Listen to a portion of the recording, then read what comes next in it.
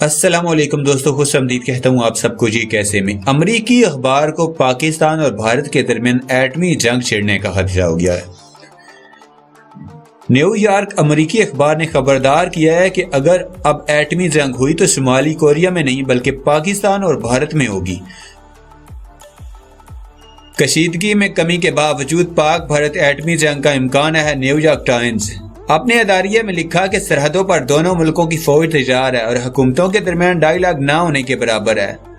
اخبار لکھتا ہے کہ جب تک پاکستان اور بھارت کشمیر کے مستقبل کا فیصلہ نہیں کرتے، خوفناک صورتحال کا سامنا رہے گا۔ امریکی اخبار نیو یارک ٹائمز نے خدشہ ظاہر کیا ہے کہ پاکستان اور بھارت کے درمیان ایٹمی جنگ چھڑنا عین ممکن ہے اور کشیدگی میں نسبتاً کمی مسئلے کا حل نہیں ہے۔ نیو یارک ٹائمز نے اپنے اداریے میں لکھا کہ سرحدوں پر دونوں ملکوں کی فوج تیار اور حکومتوں کے درمیان ڈائیلاگ نہ ہونے کے برابر ہے۔ اخبار لکھتا ہے کہ جب تک پاکستان اور بھارت کشمیر کے مستقبل کا فیصلہ نہیں کرتے، خوفناک صورتحال کا سامنا رہے گا۔ نیو یارک ٹائمز نے اپنے اداریے میں لکھا کہ بھارت کا پاکستان پر حملے میں بڑی تعداد میں دہشت گرد مارنے کا دعویٰ مشکوک ہے۔ نریندر مودی پاکستان کے خلاف بات کر کے ہندو قوم پرستی کو ہوا دے رہے ہیں۔ اخبار نے لکھا کہ وزیر اعظم پاکستان عمران خان کی جانب سے بھارتی پائلٹ کو واپس کرنا خیر سگالی کے طور پر دیکھا گیا۔ اخبار نے اپنے اداریے میں امریکہ پر زور دیا کہ وہ دونوں ممالک کے درمیان کشیدگی کے خاتمے کے لیے ثالث کا کردار ادا کرے۔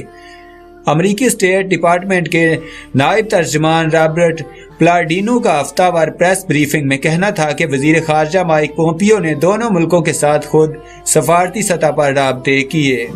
بھارت اور پاکستان پر زور ڈالتے رہیں گے کہ کشیدگی ختم کرنے کے لیے اقدامات جاری رکھیں۔